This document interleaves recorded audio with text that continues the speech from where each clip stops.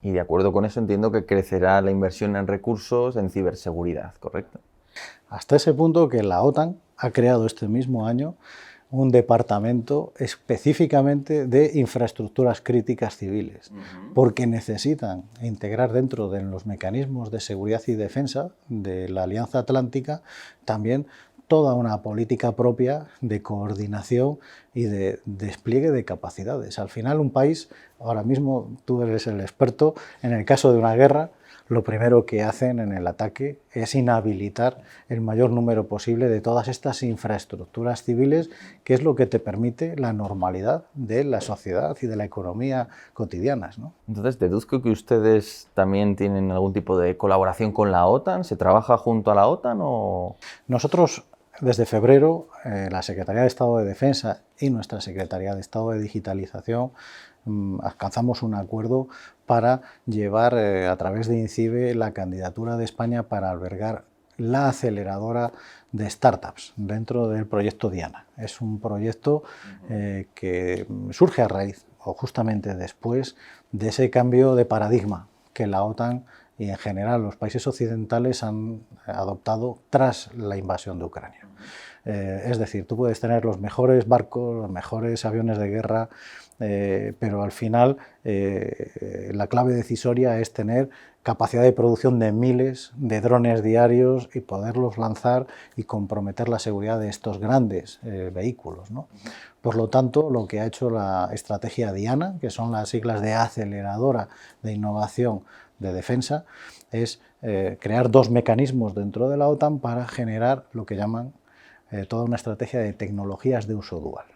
Lo que quieren es empresas privadas que desarrollen soluciones que se puedan aplicar no solo, pero también al ámbito de la defensa, que hagan esa nueva generación que mencionábamos antes de drones, de aplicaciones de inteligencia artificial, big data, autonomía de vehículos, Internet de las cosas, todo eso que ahora diferencia un ejército moderno de un ejército tradicional y que han descubierto que la mejor forma de invertir en eso no son grandes corporaciones con miles de millones de dólares y miles de ingenieros, sino tener atomizada toda una infraestructura industrial que estén innovando y compitiendo por desarrollar toda esa tecnología que forma parte de esos dispositivos.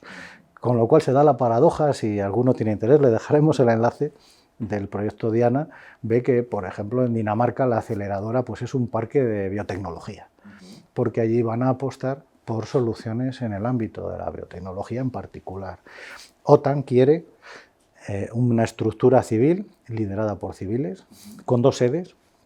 La oficina del proyecto Diana está en Londres y se la han encomendado al London College, a una universidad casi privada, que son los que han liderado el programa de gobernanza, y un fondo de inversiones que tiene autonomía con sede en Holanda para poder acometer la inversión directa con fondos de capital riesgo y capital semilla, de manera que vayan invirtiendo en todos los espacios de la OTAN toda esa nueva generación de, sobre todo, pymes que se conviertan en futuros proveedores de la industria de defensa. Es un giro copernicano de las tradicionales estrategias de la industria de defensa. ¿Por qué INCIBE? Porque nosotros llevamos 20 años desarrollando estrategia de apoyo a la industria de ciberseguridad y a los sectores de la I+D, universidades, centros tecnológicos, y lo que tenemos es que conseguir que haya esa convergencia, que esas tecnologías que probablemente se van a utilizar en nuestros espacios domésticos, en nuestras empresas, pero que también son fundamentales para esa nueva generación de la defensa que ahora mismo es imprescindible. Entonces, nos ha hablado, por ejemplo, del parque biotecnológico en Dinamarca a través de este programa Diana con la OTAN. En el caso de INCIBE, ¿ustedes qué gestionan concretamente dentro de ese programa? Mencionamos la Agenda Digital para España, que es esa política pública que tiene España pues, para desarrollar toda esa acción de estrategia industrial, de capacidades, que incluye no solamente crear empresas, esa soberanía tecnológica, sino también desplegar servicios a la ciudadanía. Luego hablaremos de los servicios que ofrecemos. Pero en este caso concreto tenemos los dos programas más importantes en volumen de inversión en los próximos 3 años van destinados a esta estrategia industrial. ¿Por qué? Porque al final la reflexión es muy sencilla. Un ciudadano podrá estar seguro si todos esos proveedores de servicios digitales le ofrecen soluciones seguras. Entonces tenemos que generar esa capacidad para que pueda acceder a la seguridad a un coste razonable y que además sea la seguridad que necesita. Y eso requiere que tengamos esa labor de anticipación y de política, porque no siempre las empresas van a perseguir, evidentemente, el servicio público, van a buscar el beneficio, van a tener su propio interés, tenemos que hacerlo conciliar. Por eso es importante una estrategia nacional que además tenga un diálogo permanente con la industria.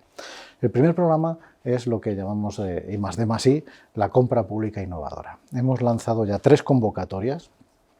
Tenemos una inversión total de 224 millones de euros y aquí hemos seleccionado un conjunto de retos tecnológicos en los que financiamos empresas, principalmente pymes, que desarrollen esa nueva generación de soluciones de ciberseguridad que todavía no tenemos, o por lo menos no hay alternativa en España, y que podamos ponerlas en el mercado. Eso se hace mediante una evaluación por expertos, tienen que hacer toda una demostración de capacidades de I+D+I y la financiación puede llegar hasta el 95% del proyecto. ¿Qué nos ha permitido? Suscribir un primer repertorio de casi 100 contratos, más de 100, 105 contratos de I+D+I, con importes que llegan hasta 5, 6, 7 millones de euros, pero que la mayoría están en una franja de en torno al millón y medio de euros para que esas pymes mayoritariamente desplieguen soluciones. Por ejemplo, un reto, criptografía cuántica. La criptografía cuántica ya está aquí. Por lo menos la parte de criptografía, lo que es el uso, desarrollo de algoritmos a partir de elementos de física, no tanto la computadora cuántica, que es un hardware muy específico, muy costoso y que lleva una curva todavía más lenta.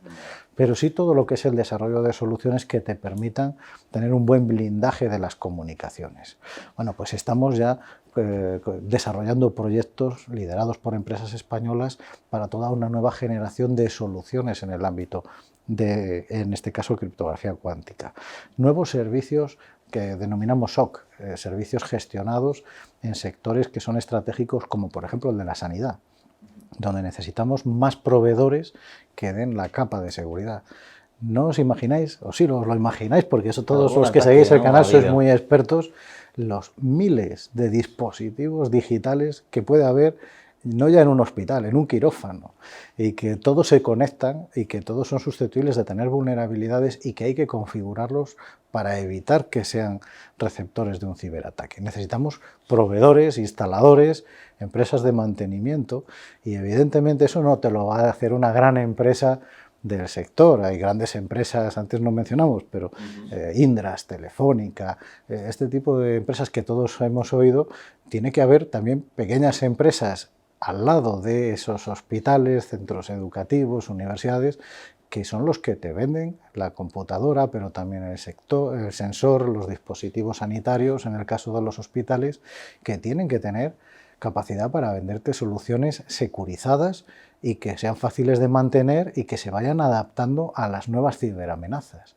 ¿Y para eso qué tienes que tener? Pues en cada provincia un conjunto de proveedores estratégicos. Por eso es muy importante la compra pública innovadora, porque nos va a permitir impulsar la oferta tecnológica Made in Spain en los próximos 3 años. Y el segundo programa más importante en términos de inversión que está gestionando INCIBE es el de emprendimiento.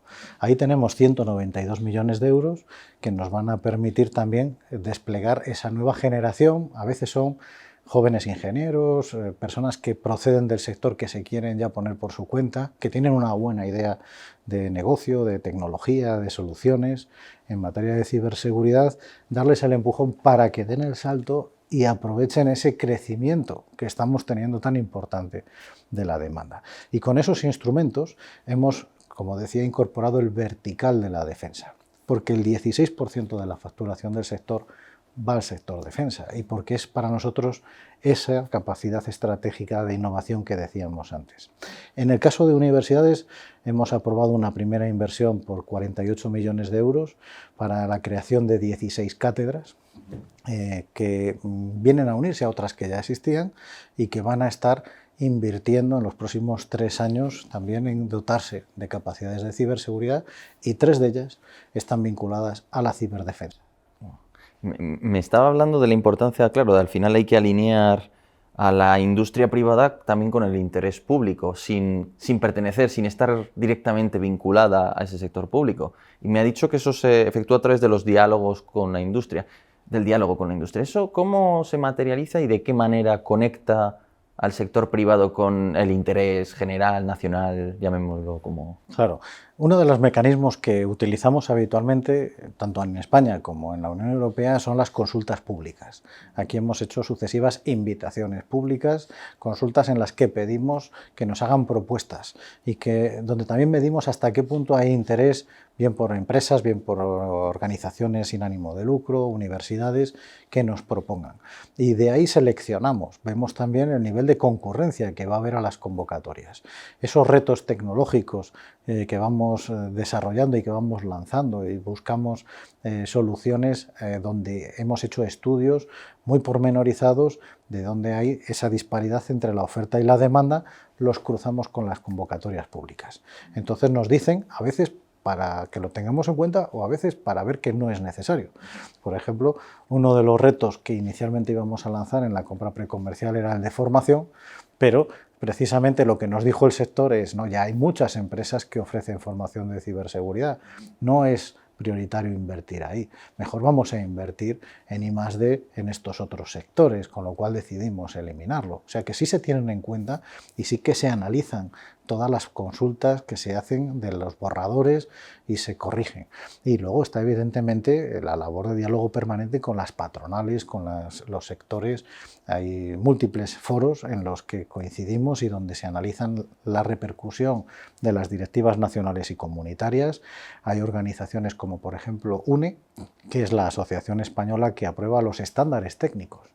También los de ciberseguridad, con quienes hay diferentes grupos de trabajo, donde hay expertos, independientes, profesionales de empresas que proponen y aprueban normas técnicas. Nosotros participamos activamente ahí y tomamos también buena nota de cuál es el pulso del sector, si hay capacidad, si hay interés, si hay prioridad, dónde vemos las carencias para intentar ajustar unos recursos públicos que sirvan de palanca.